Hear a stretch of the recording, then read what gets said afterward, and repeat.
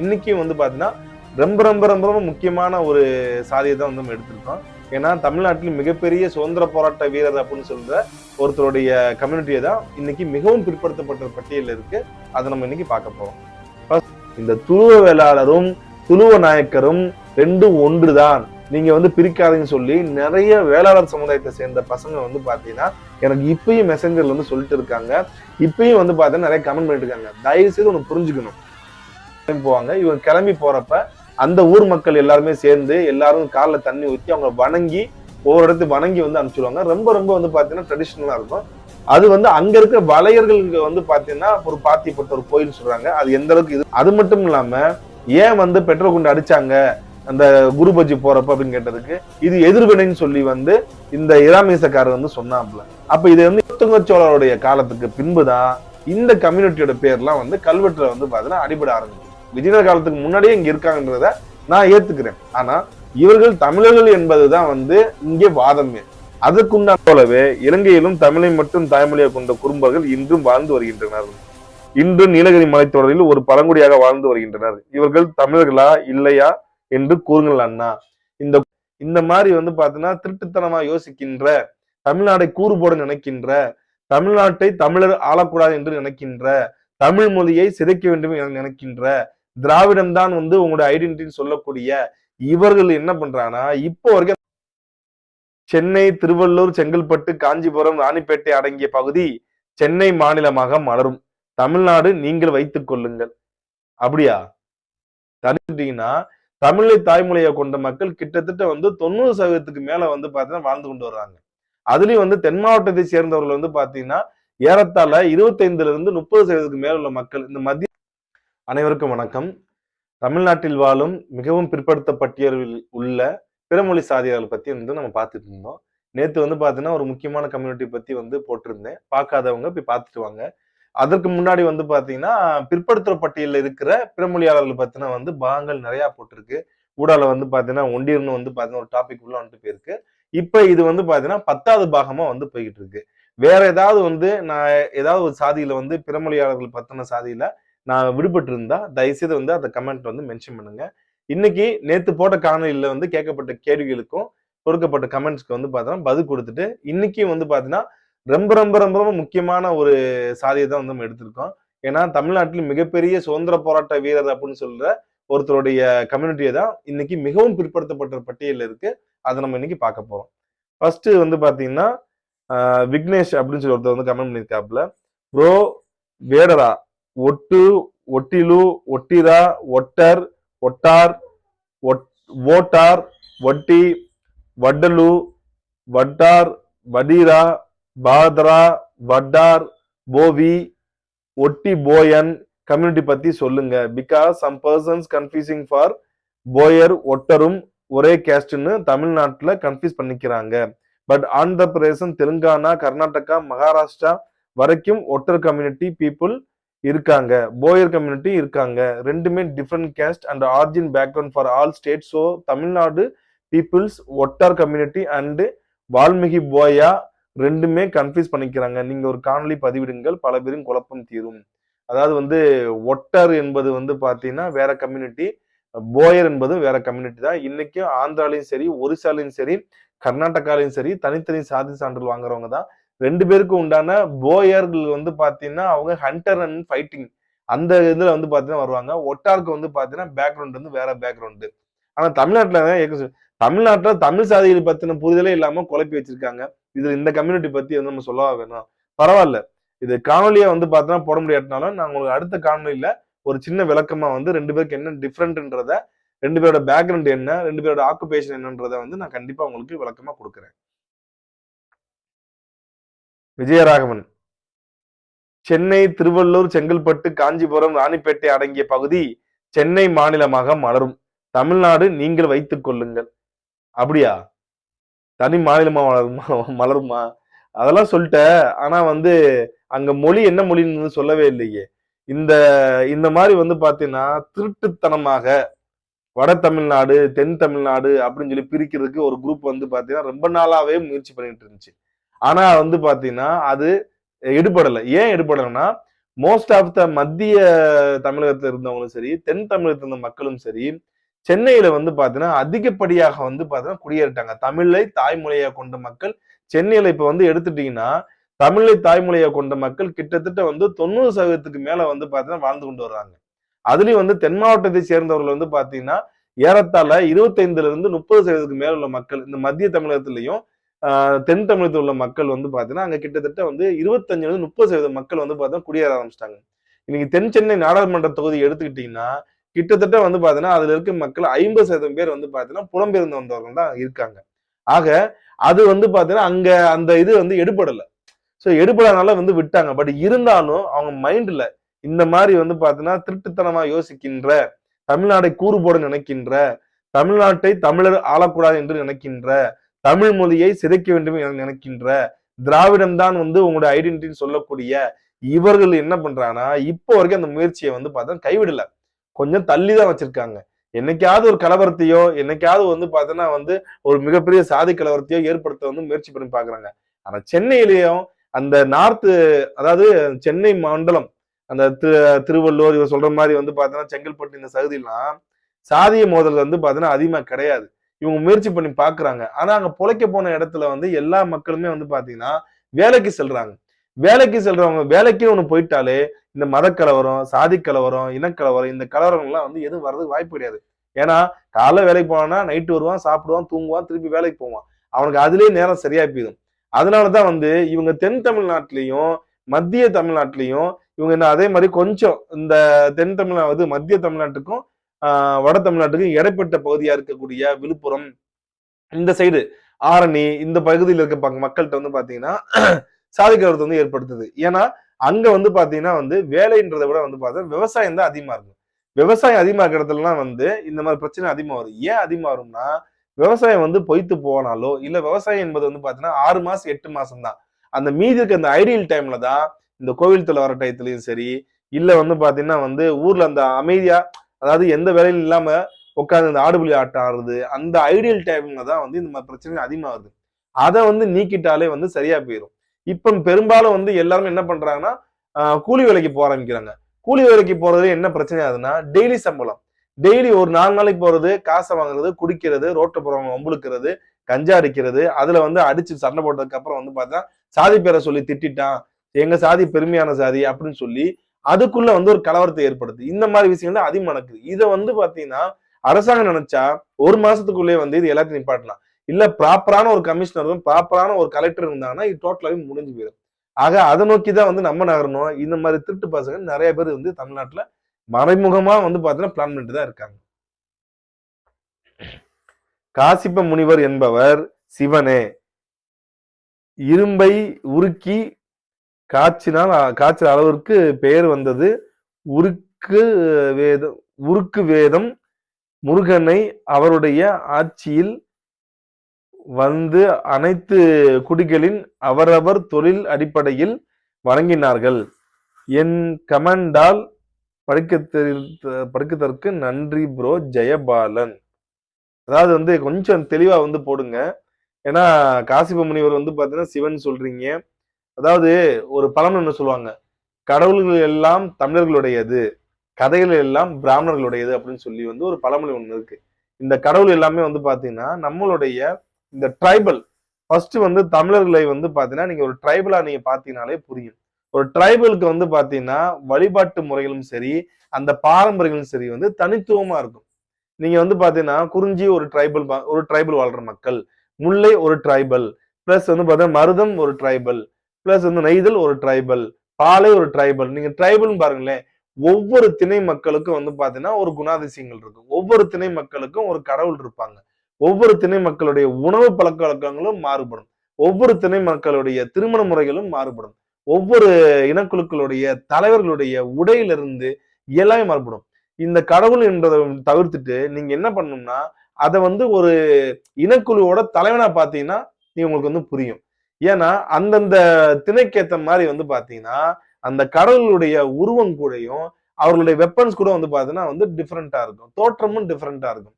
So இந்த tribals, so ட்ரைபலா வந்து பாத்தீங்கன்னா வந்து ட்ரைபல்னா என்ன, அவங்களுக்கும் மற்றவங்களுக்கும் வந்து பாத்தீங்கன்னா நிறைய வித்தியாசங்கள் இருக்கும். அது மட்டும் இல்லாம தனித்துவங்கள் இருக்கும். அந்த மாதிரிதான் தமிழர் என்பது வந்து பாத்தீங்கன்னா ட்ரைபல். அந்த ட்ரைபலுக்குள்ள வந்து பாத்தீங்கன்னா சப்டிவிஷன் நிறைய இருக்கு. நம்ம வந்து நீங்க வரலாறு இப்படி அணுகுனீங்கன்னா புரியும். ஆனா எல்லாத்தையும் தாண்டி எல்லாருக்கும் ஒரு கனெக்டிவிட்டி இருக்கும். ஒரு வார் கனெக்டிவிட்டி இருக்கும், ஒரு ஆண்டர்பிரனர்ஜி கனெக்டிவிட்டி இருக்கும். இல்லையா அவங்களுடைய வந்து பாத்தீங்கன்னா மொழி, இந்த 5 திணை மக்களுக்கும் வந்து பாத்தீங்கன்னா ஒரே மொழி. இந்த 5 பேரையும் ஒன்னா இணைக்கிறது கடவுள் கிடையாது. 5 பேரும் ஒன்னா இணைக்கிற ஒரே விஷயம் தமிழ்ன்ற அந்த மொழி மட்டும்தான் வந்து ஒருங்கிணைக்கிறதே தன்றி வேற எதுவும் வந்து ஒருங்கிணைக்காது. நீங்க பாலையில வந்து பாத்தீங்கன்னா வந்து அங்க இருக்க மக்கள் வந்து பாத்தீங்கன்னா வாரம் மட்டும் வந்து பாத்தீங்கன்னா தொழிலா வச்சிருக்க மக்கள். அதனாலதான் வந்து பாத்தீங்கன்னா வெச்சி போரும் சரி, கரந்தை போரும் சரி, நொச்சி போரும் சரி, உலுங்கி போரும் சரி, வெச்சி கல்லர்கள், கரந்தை மரபுன்னு சொல்லி வந்து தனித்தனியா பிரிச்சு எடுத்திருப்பாங்க. பட் இருந்தாலும் வந்து அவர்களையும் குறிஞ்சியில் இருக்க குறவர்களோட வந்து பாத்தீங்கன்னா கனெக்ட் பண்றது எதுன்னா வந்து இந்த தமிழ் மொழி தான். தமிழ் மொழி மட்டும்தான் வந்து இந்த எல்லா மக்களுமே அங்கங்க இருந்த இனக்குழு அனைத்துமே வந்து பாத்தீங்கன்னா கனெக்ட் பண்ணுது. அதே மாதிரி வந்து தமிழ்நாட்டுல ஏகப்பட்ட சீப்டைன்ஸ் இருந்தாங்க. கிட்டத்தட்ட வந்து பாத்தீங்கன்னா 100க்கும் மேற்பட்ட சீப்டைன்ஸ் இருந்தாங்க. அவங்க வேலிர்களாகவும் நிறைய வந்து பாத்தீங்கன்னா வந்து மலம்புலம் சொல்லி வந்து பார்த்தா மலவர்களுக்கு என்று தனி நாடு முதற்கொண்டு இருந்திருக்கு. மலையமானம் எடுத்துக்கோங்க, இருக்கு வெளி எடுத்துக்கோங்க, நிறைய சீப்டைன்ஸ் இருந்தாங்க. இந்த சீப்டைன்ஸுக்கும் சேரர், சோழர், பாண்டியர் அப்படின்னு சொல்லிக்கிற நம்மளுடைய தமிழ் மன்னர்களுக்கும் சரி கனெக்டிவிட்டியா இருக்கிற ஒரே ஒரு விஷயம் என்னன்னா வந்து மொழி மட்டும்தான். மத்தபடி பாத்தீங்கன்னா இவங்களுக்கு வேற வேற சின்னங்கள், வேற வேற வந்து ஒவ்வொருத்தரும் வந்து பாத்தீங்கன்னா வந்து பிற்காலத்துல வந்து சந்திரகுலம், சூரிய குலம் அப்படின்னு சொல்லி குலங்கள் அடிப்படையில் பிரிஞ்சுக்கிட்டாங்க. காசிப முனிவர் கோத்திரன்னு சொல்லிக்கிட்டாங்க. சூரிய குலத்தை சேர்ந்தவர்னு சொல்லிக்கிட்டாங்க. என்னென்னமோ சொல்லிக்கிட்டாங்க. அதே மாதிரி வந்து பாத்தீங்கன்னா சின்ன முதற்கொண்டு வந்து பார்த்தா இலச்சினை முதற்கொண்டு வேற ஒரு இலச்சினையா வந்து இருக்கும். கடவுள் முதற்கொண்டு வந்து பார்த்தா வேற ஒரு கடவுளா இருக்கும். ஆனா எல்லாருமே வந்து பார்த்தா கொற்றவை வணங்கினவங்க தான். ஏன்னா பிகாஸ் வார், அது வார் காடிஸ்ன்றனால. சோ அது மட்டும் இல்லாம இவங்க எல்லாருமே கனெக்ட் பண்ற ஒரே விஷயம் வந்து பாத்தீங்கன்னா இந்த மொழி மட்டும்தான். அதனாலதான் மத்த இனக்குழுக்களை வந்து பாத்தீங்கன்னா சாதிய ரீதியாகவோ இல்ல மத ரீதியாகவோ வந்து பார்த்தா ஒரு கொடையின் கீழே கொண்டு வந்துடலாம். தமிழ்நாட்டில் மட்டும்தான் இந்த தமிழ் மொழியை வச்சுதான் வந்து ஒரு ஒரு இனவரையில வந்து பார்த்தா கொண்டு வர முடியுன்றதுதான் வந்து அனைத்து ஆய்வாளர்களும் சொல்லப்படுது. இதை சிதைக்கிறதுக்காக தான் வந்து நீங்க வந்து பார்த்தா தமிழர்கள் கிடையாது திராவிடர்கள் சொல்லி வந்து இவங்க ஒரு கோட்பாடை வந்து கொண்டு வராங்க. பட் திராவிடம் என்பது வந்து பாத்தீங்கன்னா ஒரு விஷயம் வந்து பாத்தீங்கன்னா நம்ம அதுல இருந்து எடுத்துக்கலாம். என்னன்னா இந்த கேரளாவும் சரி, ஆந்திராவும் சரி, கர்நாடகாவும் சரி, ஏன் சவுத் ஒரிசா வரைக்கும் வந்து பாத்தீங்கன்னா தமிழ்நாட்டுல இருந்து எல்லாருடைய மொழியும் பாத்தீங்கன்னா அதனுடைய அடிவேர் சொல் வந்து பாத்தீங்கன்னா தமிழ் மட்டும்தான் இருக்கும். பிற்காலத்தில் ஏற்பட்ட படையெடுப்புகளையும் பிற்கால ஏற்படுத்த வந்து பாத்தீங்கன்னா சமஸ்கிருத கலப்பும் பிற மொழிகளோட கலப்புனாலதான் வந்து அது தமிழை விட்டு வந்து பாத்தீங்கன்னா அந்நிய மொழியா வந்து அவங்க நினைச்சிட்டு இருக்காங்க. ஆனா இன்னைக்கு பேசப்படுகின்ற தெலுங்கு மொழியா இருக்கட்டும், கன்னட மொழியா இருக்கட்டும், மலையாள மொழியா இருக்கட்டும், ஏன் ஒரியா மொழி முதற்கொண்டு வந்து பாத்தீங்கன்னா தெல்ல தெளிவாக அது தமிழ் மொழியிலிருந்து பிறந்தது என்று நன்றாக தெரியும். அதுல இருக்கிற சமஸ்கிருத வார்த்தைகளையும் பிறமொழி வார்த்தைகளையும் எடுத்துக்கிட்டீங்கன்னா அவர்கள் பேசுறது தமிழ்நாட்டை விட வந்து சுத்த தமிழ். சங்க காலத்து தமிழ்லாம் வந்து பார்த்தோன்னா இன்றைக்கு இருக்க கன்னடாவும் இன்னைக்கு இருக்கிற தெலுங்கும் இன்னைக்கு இருக்கிற மலையாளம் வந்து பார்த்தா பயன்படுத்தி கொண்டிருக்கிறார்கள் தான் வந்து ரொம்ப ரொம்ப முக்கியமான விஷயம். அதை மொழி ஆராய்ச்சி பண்றவங்களுக்கு நன்றாகவே புரியும். ஆக இந்த மாதிரி வந்து நம்ம கடவுள் ரீதியா அணுகாம தமிழை ஒரு ட்ரைபலாக வந்து நீங்க அணுகுனீங்கன்னா கண்டிப்பா வந்து உங்களுக்கு விடை கிடைக்கும். மொழிவாரி மாநிலங்களை பிரிக்கப்பட்ட போது நிலப்பரப்பு மட்டுமே பிரிக்கப்பட்டது. மொழி வாரியாக மக்கள் பிரிக்கப்படவில்லை. தமிழ், ஆங்கிலம் இருமொழி கொள்கை கொண்ட தமிழகத்தில் நீ பேசுவது சாதி வெறி தேசியம், குடிவெறி தேசியம். நீ என்ன வேணா சொல்லிக்கோ, அந்த வெறி இந்த வெறி அப்படின்னு சொல்லிக்கோ. உங்களுக்கு இருக்க வந்து பாத்தீங்கன்னா வந்து எந்த வெறின்றது வந்து எங்களுக்கு நன்றாகவே தெரியும். அது மட்டும் இல்லாம மொழிவாரி மாநிலங்கள் பிரிக்கப்பட்ட, அதாவது மாப்பிள்ளை இவர் தான் மாப்பிள்ளை போடுற சட்டம் வந்து என்னன்ற மாதிரி மொழிவாரி மாநிலம் தான் பிரிக்கப்பட்டுச்சு. ஒரு மொழியை வச்சுதான் பிரிச்சாங்க. தமிழ் மொழி பேசுறவங்க எங்கெங்கெல்லாம் அதிகமா இருக்காங்க, ஆந்திர மொழி தெலுங்கு மொழி பேசுறவங்க அதிகமா இருக்காங்க, மலையாள மொழி பேசுறவங்க எப்படி அதிகமா இருக்காங்க அப்படின்னு மொழிவாரி மாநிலங்கள் தான் வந்து பிரிக்கப்பட்டுச்சு அன்று. இவர் சொல்ற மாதிரி வந்து பாத்தீங்கன்னா மக்கள் பிரிக்கப்படுன்றது முட்டாள்தனம். பரப்பை பிரிச்சுட்டாங்களாமா, மக்களை பிரிக்கலையாமா. மக்களை வந்து பாத்தீங்கன்னா அங்கங்க மைக்ரேட் ஆகி போயிட்டாங்க. பரப்பு இது தமிழ்நாட்டை தமிழர்களை ஆண்ட மண்ணு அப்படின்னு சொல்றாங்க, பிரிச்சாங்க. அது மட்டும் இல்லாம இன்னொரு விஷயம் வந்து நடந்துச்சு.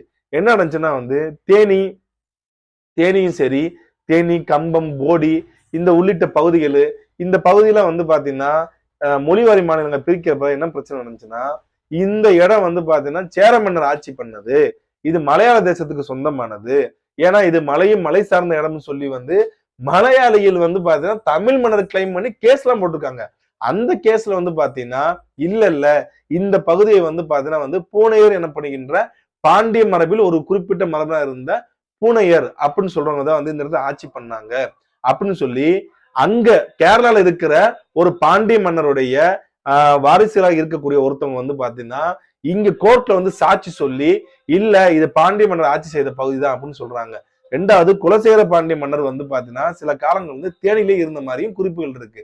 ஆக அந்த இடத்துல கூட வந்து பாத்தீங்கன்னா பாண்டிய மன்னர் சேர மன்னர் சொல்லிதான் வந்து அதை கொண்டு வந்திருக்காங்க. அடுத்த கமெண்ட் வந்து தருண், தமிழ்நாட்டில் தேனி, திருச்சி, சேலம், கோயம்புத்தூர், கிருஷ்ணகிரி மாவட்டங்களில் வாழும் ஆடு மேய்க்கும் குறும்பர், குறும்ப கவுண்டர் மக்கள் தமிழர்களா? அவர்களில் பெரும்பாலும் சிலர் தமிழ் கன்னடம் கலந்த ஒரு திராவிட மொழியை பேசுகின்றனர். ஆனால் 63 நாயன்மார்களில் ஒருவரான பெருமிழலை குறும்பர் அவர்களுக்கு குரு பூஜை கொண்டாடுகிறார்கள் ஏன்? கொங்கு மண்டலத்தில் வாழும் குறும்பர்கள் தமிழ்தான் தாய்மொழி என்கிறார்கள். அதுபோலவே இலங்கையிலும் தமிழை மட்டும் தாய்மொழியாக கொண்ட குறும்பர்கள் இன்றும் வாழ்ந்து வருகின்றனர். இன்று நீலகிரி மலைத்தொடரில் ஒரு பழங்குடியாக வாழ்ந்து வருகின்றனர். இவர்கள் தமிழர்களா இல்லையா என்று கூறுங்கள் அண்ணா. இந்த குறும்பர்ன்ற நீங்க அந்த டாபிக் அந்த ட்ரைபலோட இதை எடுத்துட்டீங்கன்னா நம்ம அது ரொம்ப ரொம்ப கிரிட்டிக்கலா அது வந்து இருக்கு. அந்த வரலாறு அணுகிறப்பே வந்து ஏகப்பட்ட குளறுபடிகள் வருது. சங்க இலக்கியங்கள்ல வந்து பாத்தீங்கன்னா குறும்பர்கள் தமிழர்கள் என்றுதான் வந்து காணப்பட்டு வருகிறார்கள். ஆனா இன்னைக்கு வந்து பாத்தீங்கன்னா நீங்க தமிழ்நாட்டில இருந்து ஆந்திரா, கர்நாடகா, மலையாளம் வரைக்கும் போயிட்டீங்கன்னா குறும்பாஸ், குறும்பீஸ் அப்படின்னு சொல்லி வேற வேற பேர்ல வந்து பாத்தீங்கன்னா மாறுது. இப்ப கர்நாடகால வந்து குறும்பாஸ் இருக்காங்க, குறும்பாஸ், குறும்பரு அப்படின்னுவாங்க. ஆந்திராலையும் வந்து பாத்தீங்கன்னா வந்து குறும்பாஸ் இருக்காங்க, கேரளாலையும் இருக்காங்க. ஆனா இவங்க எல்லாருமே வந்து பாத்தீங்கன்னா அந்தந்த நாட்டை சேர்ந்த மொழியை தான் பேசுறாங்க. இப்ப இங்க கர்நாடகால வந்து பாத்தீங்கன்னா இங்க பேசுகின்ற அந்த குறும்ப மக்கள் வந்து பாத்தீங்கன்னா பக்கா கன்னடா பேசுறாங்க. ஆனா அந்த பார்டர்ல அந்த மலைப்பகுதியில வாழ்ற மக்கள் வந்து அவங்க அந்த கன்னடம் கலந்த அந்த கனீரிஸ் லாங்குவேஜ்னு சொல்லுவாங்க, கன்னடம் கலந்த ஒரு லாங்குவேஜ் ஒன்று பேசுறாங்க. ஆனா தமிழ்நாட்டுல வந்து குறும்பர்கள் தமிழ் மொழியை வந்து தாய்மொழியை பேசுறாங்கன்னு சொல்லி வந்து இது வரைக்கும் எந்த குறிப்பு வந்து கிடைக்க பெறல. ஆனா தம்பி வந்து கோயம்புத்தூர் பக்கம் வந்து பாத்தீங்கன்னா தாய்மொழி தமிழர்கள் தான் அப்படின்னு சொல்றாங்க அப்படின்ற மாதிரி விஷயத்த சொல்றாங்க. அதே மாதிரி வந்து பாத்தீங்கன்னா இங்கிட்டு அதாவது திருநெல்வேலி வரைக்கும் வந்து பாத்தீங்கன்னா இருக்காங்க. ஆனா லாங்குவேஜ் எல்லாமே வந்து பாத்தீங்கன்னா ட்ரைபல் லாங்குவேஜ் தான் பேசுறாங்க. ட்ரைபல் லாங்குவேஜ் மேக்சிமம் வந்து பாத்தீங்கன்னா அவங்களுக்கு உண்டான மொழியாவே இருக்கும். ஆனா இவர்களை பத்தி வந்து சங்க இலக்கிய குறிப்புல இருந்து இருக்கு. குறும்பர்களை அடக்கிய விஷயம்லாம் வந்து நிறைய இருக்கு. குறும்பர்ல வந்து பாத்தீங்கன்னா வந்து சிற்றரசர் இருந்திருக்காங்க. அது மட்டும் இல்லாம நாயன்மார்ல வந்து ஒரு குறும்பர் ஒருத்தர் வந்து பாத்தீங்கன்னா நாயன்மாராவும் இருந்திருக்காப்புல. அவர் வந்து பாத்தீங்கன்னா நம்ம இந்த அறந்தாங்கி பகுதியை சேர்ந்தவராக வந்து குறிக்கப்படுது. அதனாலதான் மில்லலை குறும்பர் அப்படின்னு சொல்லி வந்து அவர் அழைக்கப்படுறாரு. இது மிக மிக ஆய்வுக்குரியதுதான். அதனாலதான் நான் இந்த குறும்ப கவுண்டர் டாபிக்கை நான் இப்போ வரையும் டச் பண்ணாம இருக்க காரணம் வந்து இதனாலதான் வந்து டச் பண்ணாம இருக்கேன். ஏன்னா நிறைய நம்ம நம்ம வந்து டக்குன்னு வந்து சொல்லிட முடியாதுல, இவங்க பிறமொழியாளர்னு சொல்லிட முடியாதுல. யார் இவங்க, இவங்களோட ஆர்ஜின் என்ன பார்த்துட்டு கண்டிப்பா நான் ஒரு காணொலி போடுறேன். ஏட்டில் உள்ளதை மட்டும் வைத்து பேசக்கூடாது. உண்மை நிலவரம் பற்றி தெரிய ஒவ்வொரு மாவட்டத்திலும் எத்தனை பிறமொழியாளர்கள் உள்ளனர், ஒரே சாதி பெயரை பயன்படுத்தும் உட்பிரிவு சாதிகள் குறித்த கலாய்வு செய்ய வேண்டும். விஜயநகர படையெடுப்புக்கு முன்பு நிறைய கல்வெட்டுகளில் சக்கிலியர் பற்றி எழுதப்பட்டுள்ளது. கல்வெட்டு பற்றிய தகவல் தெரிய சங்கத்தமிழன் காணொலியை பாருங்க. அதாவது நான் அவங்க காணொலி இவங்க காணொலிலாம் நான் பார்க்கணும் அவசியம் கிடையாது. என்னோட காணொலியை வந்து பார்த்தீங்கன்னா பார்த்துட்டு அப்படின்னு நம்பணும் அவசியம் கிடையாது. நான் என்ன சொல்லணும்னா அதுல வந்து உண்மைத்தன்மை இருக்கிறதா, உண்மையிலேயே அப்படிப்பட்ட கல்வெட்டு இருக்குதா, இலக்கியத்தில் அப்படி சொல்லப்பட்டிருக்கா, அந்த மக்களோட வாழ்வில் அப்படி இருக்கா அப்படின்னு சொல்லி உங்களோட மெய்யறிவு கொண்டு போனா மட்டும்தான் வந்து உங்களோட சிந்தனை கொண்டு போய் அதை வந்து அறிவுக்கு கொண்டு போனா மட்டும்தான் அதுக்கு விடை கிடைக்கும். இப்ப சக்தியர் கல்வெட்டு நானே சொல்றேன், விஜயநகர படையெடுப்புக்கு முன்பாகவே ராஜாதிராஜன் சோழன் கல்வெட்டுலையும் 3ஆம் குலோத்துங்க சோழன் கல்வெட்டுலையும் சக்கிலியர் பற்றிய கல்வெட்டு இருக்கு. ஆனா அதுல வந்து பாத்தீங்கன்னா சாதி நிலையில வந்து மிகவும் என்ன சொல்றது, அந்த கல்வெட்டுலயே வந்து பாத்தீங்கன்னா அவங்க ரொம்ப தாழ்த்தி தான் வந்து போட்டிருக்காங்க. இந்த கட்டளையை மீறுபவர்களுடைய அவர்கள் வந்து பாத்தீங்கன்னா இந்த குதிரைக்கு குள்ளு பறிக்கிற அப்படின்னு சாதி பேரை போட்டு அவருக்கு மினாட்டியை கொடுத்தவர் அப்படின்னு சொல்லி அசிங்கப்படுத்துற மாதிரிதான் வந்து கொடுத்திருக்காங்க. அதெல்லாம் இருக்கு, இல்லாமலாம் கிடையாது. ஆனா இது எல்லாமே வந்து பாத்தீங்கன்னா ராஜேந்திர சோழர் தேவர் காலத்துக்கு அப்புறம் தான் இந்த கல்வெட்டுகள்லாம் கிடைக்குது. அவரோட காலத்துல வந்து சக்கிலியர் என்ற கல்வெட்டு கிடைக்குது. ஆக என்னோட கணிப்பு சரின்னா, என்னோட கணிப்பு மட்டும் கிடையாது, குலோத்துங்க சோழருடைய காலத்துக்கு பின்புதான் இந்த கம்யூனிட்டியோட பேர்லாம் வந்து கல்வெட்டுல வந்து பாத்தீங்கன்னா அடிபட ஆரம்பிக்குது. விஜயநகர காலத்துக்கு முன்னாடியே இங்க இருக்காங்கன்றத நான் ஏத்துக்கிறேன். ஆனா இவர்கள் தமிழர்கள் என்பதுதான் வந்து இங்கே வாதமே. அதுக்குண்டான கல்வெட்டுகளோ இல்ல அதுக்குண்டான சான்றுகளோ அது எதுவும் வந்து இப்போ வரைக்கும் கிடைக்க பெறல. அது ஆய்வுக்கு எடுத்துக்கொள்ளலாம். அதுக்காண்டி அவங்க தமிழன் தான் நீ எங்களை ஒத்துக்கணும் அப்படின்னு சொல்லி வந்து ஒத்துக்க வைக்க முடியாது.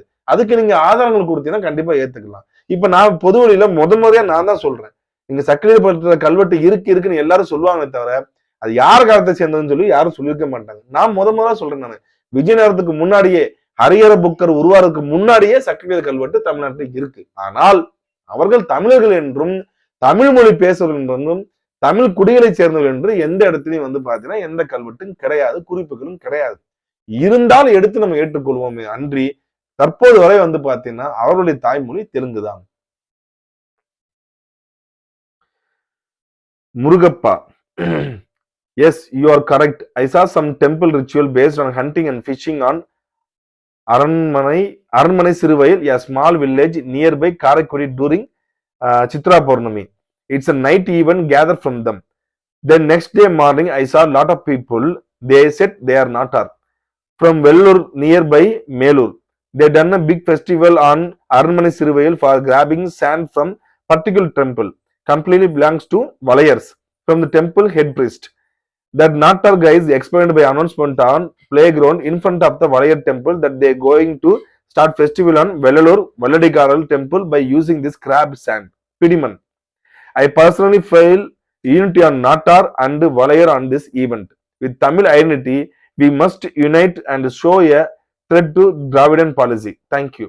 முருகப்பன் இவர் உண்மையிலே இந்த விஷயத்தை சொன்னது எனக்கே பாத்தீங்கன்னா ரொம்ப ஆச்சரியமா இருக்கு. ஏன்னா வருஷம் இதுக்கு பேர் இவர் சொல்ற அந்த விர்ச்சுவல்ஸ் பேர் என்னன்னா வேடுபரி விழா அப்படின்னு சொல்லுவாங்க. அதாவது பாத்தீங்கன்னா இங்க இருந்து பாத்தீங்கன்னா வெள்ளூர் நாட்டார்னு சொல்லுவாங்க மதுரையில. இந்த கேப்டன் ரூம்லேவோட அந்த ஆங்கிலேயரோட படையெடுப்புல 5000 பேர் ஒரே நாள் இறந்து போயிருப்பாங்க அந்த நாட்டை சேர்ந்தவங்க. அவங்க என்ன பண்ணுவாங்கன்னா ஒவ்வொரு சித்ரா பௌர்ணமி அன்னைக்கு பாத்தீங்கன்னா இவங்க பாரி வேட்டை, வேடுபரி விழா இல்ல பாரி வேட்டை செல்வாங்க. வேட்டைக்கு சென்று வர்றது பாத்தீங்கன்னா அந்த மரக்கம் அது பாரி வேட்டை அப்படின்னு சொல்லுவாங்க. அந்த பாரி வேட்டை ஃபங்க்ஷனை இங்க இருந்து அரண்மனை சிறுவையல்னு சொல்லுவாங்க சிவகங்கையில. அங்க இருக்கிற ஒரு டெம்பிள்ல போயிட்டு பார்த்தா பிடிமண் எடுத்துட்டு கையில பார்த்தா தடியெல்லாம் எடுத்துட்டு போவாங்க. அந்த காலத்துல பாத்தீங்கன்னா ஒரு ஆர்மி மாதிரி போயிட்டு எடுத்துட்டு வருவாங்க. இது சம்பாட்டு ஏதோ பாத்தீங்கன்னா ஒரு போருக்கு போன ஒரு இதா கூட இருந்திருக்கலாம். அதோட தொடர்ச்சியா தான் இவங்க இங்க இருந்து கிளம்பி போவாங்க. இவங்க கிளம்பி போறப்ப அந்த ஊர் மக்கள் எல்லாருமே சேர்ந்து எல்லாரும் கால்ல தண்ணி ஊற்றி அவங்க வணங்கி ஒவ்வொரு இடத்துக்கு வணங்கி அனுப்பிச்சிடுவாங்க. ரொம்ப ரொம்ப பாத்தீங்கன்னா ட்ரெடிஷனலா இருக்கும். அது அங்க இருக்கிற வளையர்களுக்கு பாத்தீங்கன்னா ஒரு பாத்திப்பட்ட ஒரு கோயில் சொல்றாங்க. அது எந்த அளவுக்கு இதுன்னு தெரியல, அது விசாரிச்சு சொல்றேன் நானு. அந்த கோயில்ல இருக்கிற தலைமை பூசாரி வளையர் சமூகத்தை சேர்ந்தவர். அவங்கள்ட்ட போயிட்டு பாத்தீங்கன்னா அந்த இடத்துல இருக்க பிடிமண்ணை எடுத்து திருப்பி இங்க வல்லடிகார கோயிலுக்கு வருவாங்க அப்படின்னு சொல்றாங்க. இது தமிழ் குடியோட ஒற்றுமையை விளைவிக்குதுன்னு சொல்றாங்க. இது ஒரு திராவிடன் பாலிசி கூட ஒரு திட்டனா கூட இருக்கலாம் அப்படின்றாப்புல. உண்மையிலே பாத்தீங்கன்னா நல்ல விஷயம். இந்த மாதிரி விஷயங்கள் எனக்கு கொஞ்சம் சொன்னீங்கன்னா எனக்கும் பேசுறதுக்கு ரொம்ப இன்ட்ரெஸ்டா இருக்கும்.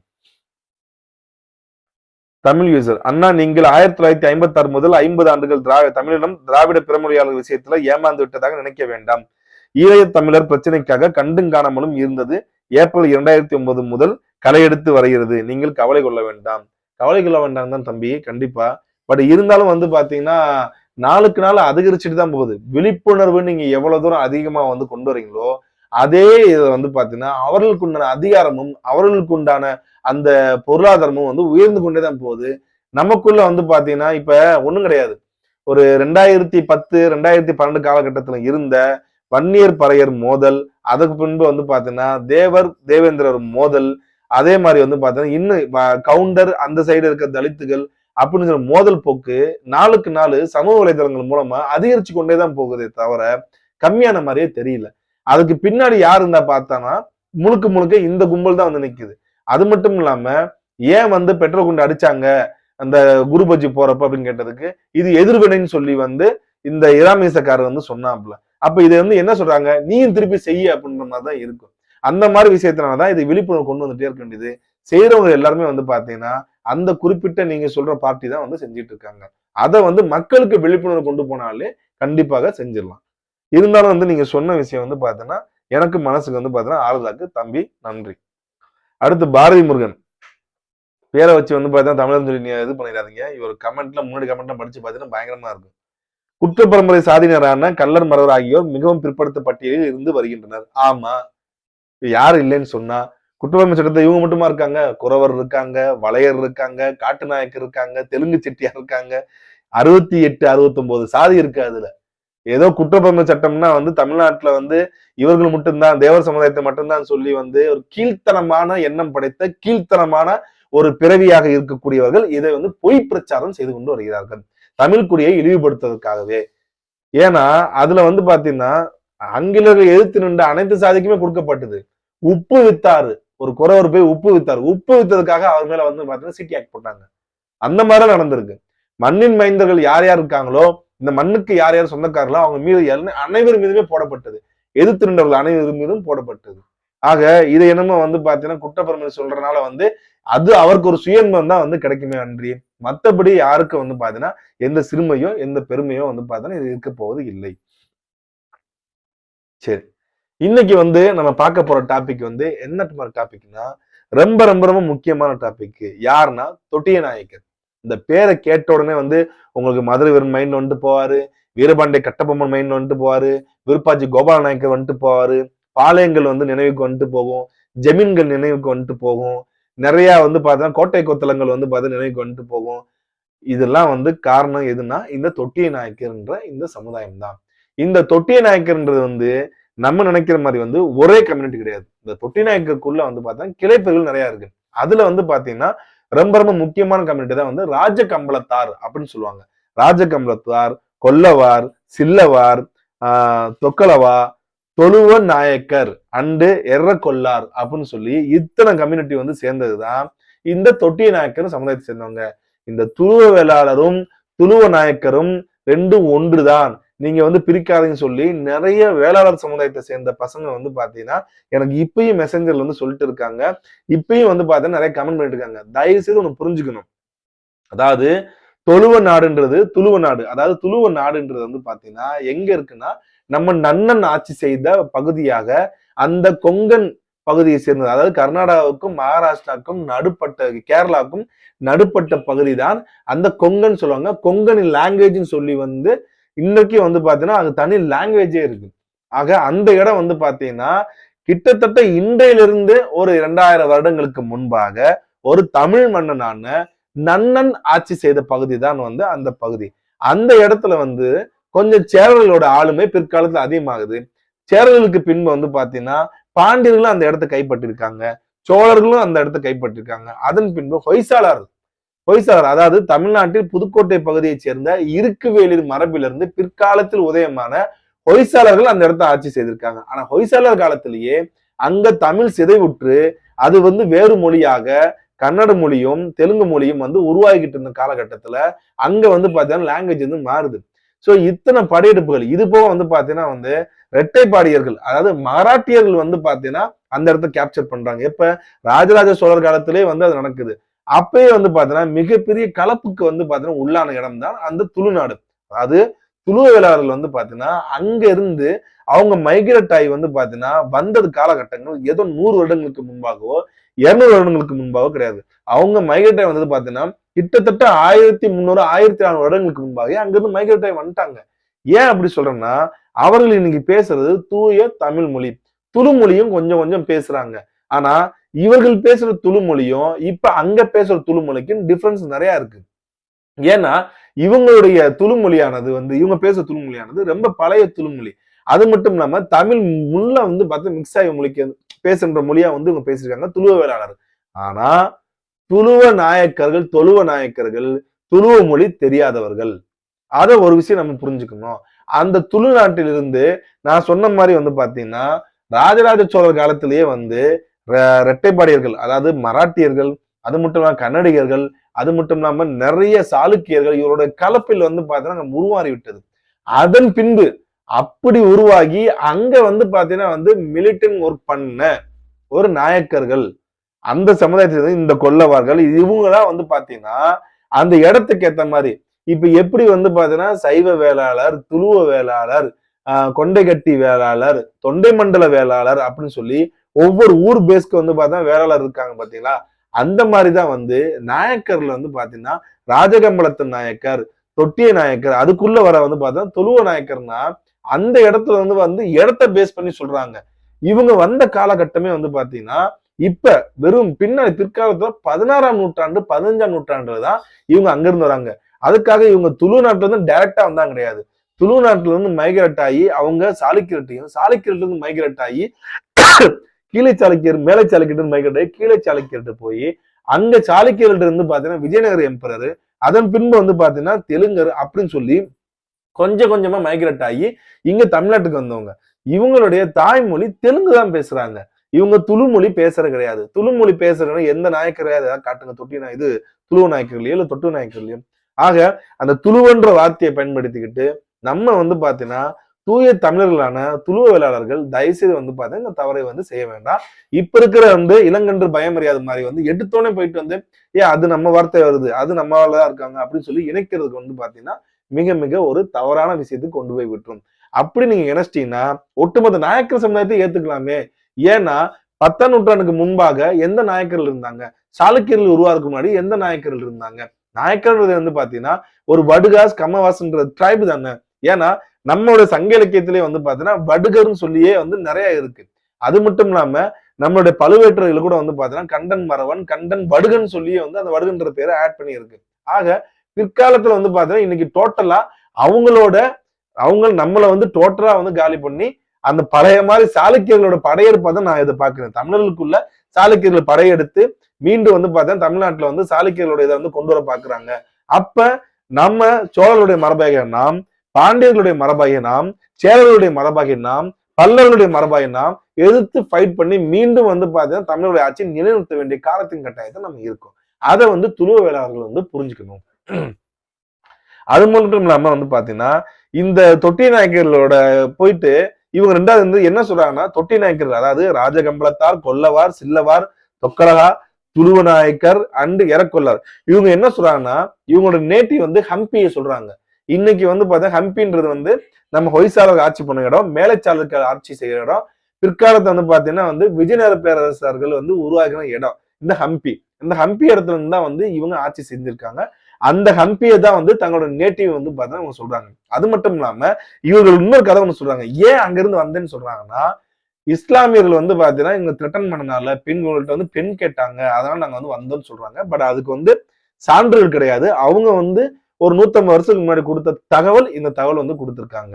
அது மட்டும் இல்லாம இவங்க வந்து இந்த ராஜபாளைய நாயின்னு சொல்றோம் பாத்தீங்கன்னா, அவங்க நேட்டிவிட்டி டாக்னு சொல்லி அந்த டாகை தமிழ்நாட்டுக்கு வந்து கொண்டு வந்தவங்க தான் வந்து இந்த ராஜகம்பளத்தார் சொல்லுவாங்க. இந்த தொட்டி நாயக்கர்ல வந்து பாத்தீங்கன்னா ரொம்ப இம்பார்ட்டன்டான பாக்குற ஒரு கம்யூனிட்டி தான் வந்து ராஜகம்பளத்தார்ன்ற உட்பிரிவு. ஏன்னா இந்த ராஜகம்பளத்தார்களுக்கு தான் வந்து நிறைய வந்து ஜெமீன் இருந்துச்சு.